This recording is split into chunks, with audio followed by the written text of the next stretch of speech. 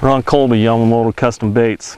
We're going to help you get a few more strikes on your frogs. When you're using braid over a period of time, what will happen is your braid, the color all starts going out, and you start seeing just a lot of white braid and stuff. Well, the fish can see that, and to help camouflage this braid, what we're going to do is we're actually going to get you a big chisel tip giant Sharpie permanent marker. And what you'll want to do is take and cut you a nice little groove here in the tip, and so this braid will go down. Before you start fishing, or as the color starts changing, put that braid right there in the tip.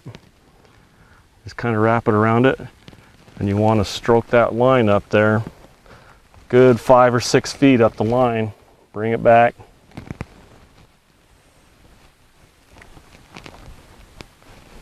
And color that braid again. So now you've got black.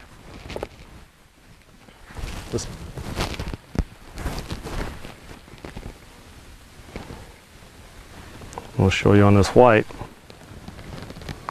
Sometimes with it's really faded out, might have to do it 2 or 3 times.